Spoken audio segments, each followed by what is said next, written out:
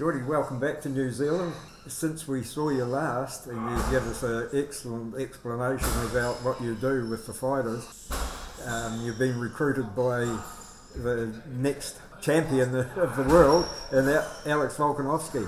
Yeah. So jumped on with Volk for this camp. So we've got about 6 weeks of working, and then plus fight week over in Vegas. So yeah, it's been really good. Volk's tracking really well. He's a superstar as it is. So I'm kind of just going in to add a couple extra 1% until I can. So. Yeah, when Wes was here the other day doing the weighing and everything, he sends all the results over to you. I had a quick chat to him.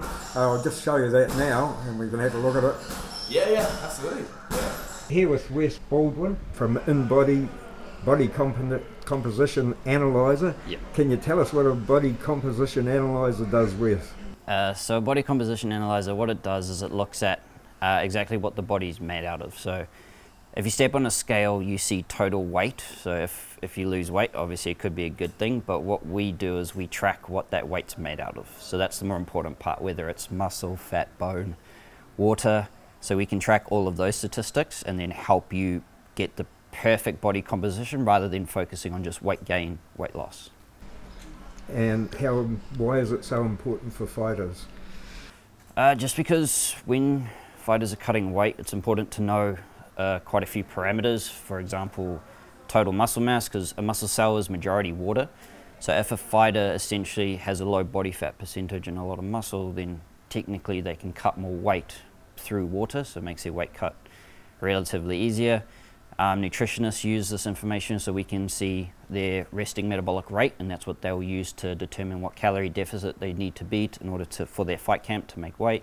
So there's lots of parameters, and it just makes it safer rather than guessing the information when it comes to your weight cut. We actually can give you the blueprint so you can work with your professional to make it as safe as possible, because we want you stepping in the ring not only to make weight but to also be as healthy as possible. So that's where this comes in.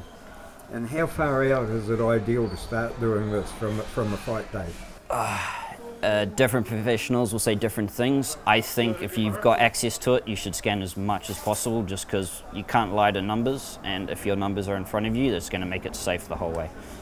Yeah. Well, I know you're not just a body composition analyzer, you're a MMA fan as well. Definitely, I'm a massive fan of the sport. Just flew over to Aussie to watch the three boys from City Kicboxing there, as well as Luke from Hamilton, so that was awesome. So happy I saw that one.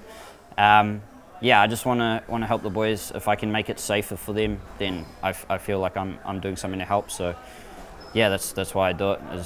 I work with their nutritionist, he gets the information from me, and then yeah, hopefully he does a good job with the boys. So yeah.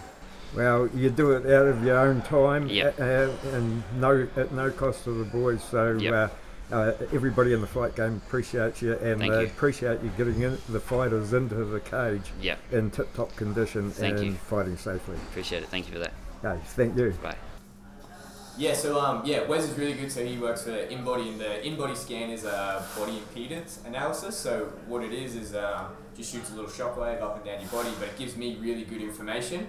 Gives me the skeletal muscle mass, which is really important, the lean mass of the fighter, plus the body fat, and more importantly, it gives us the total water. So a lot of these guys, when it comes to fight week, the end stage of it is obviously that passive or active dehydration, depending what strategy we're using. And it's good to know the percent of total body water that you're sweating out rather than the percent body weight, because then you can judge, and there's certain limits that we know that, okay, if we go outside this limit, it's a bit too dangerous or err on the side of caution. But the way the guys are tracking, we do it every week, so we can see how their body fat's coming down, how their body composition is changing, and then we can adjust their nutrition accordingly. So when we get to fight week, we have everything in place, and then everything runs smoothly.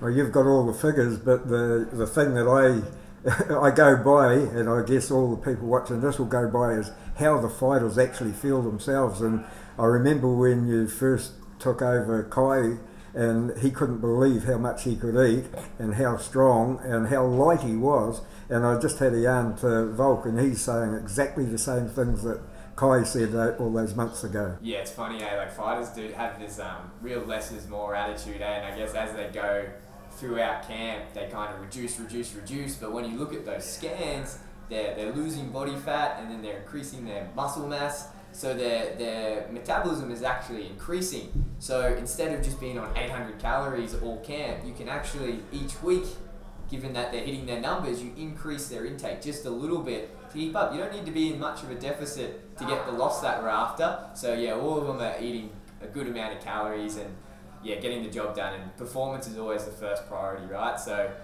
lots of food, lots of good training, and then that's the recipe for success.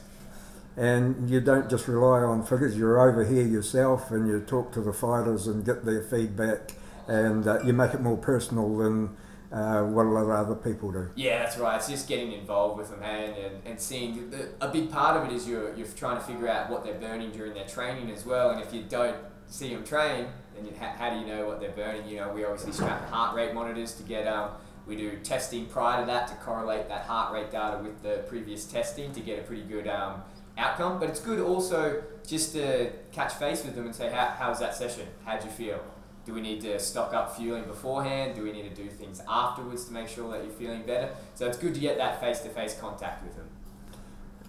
It's great to see that it's technical but still personal. That's what the fight game's all about, isn't it?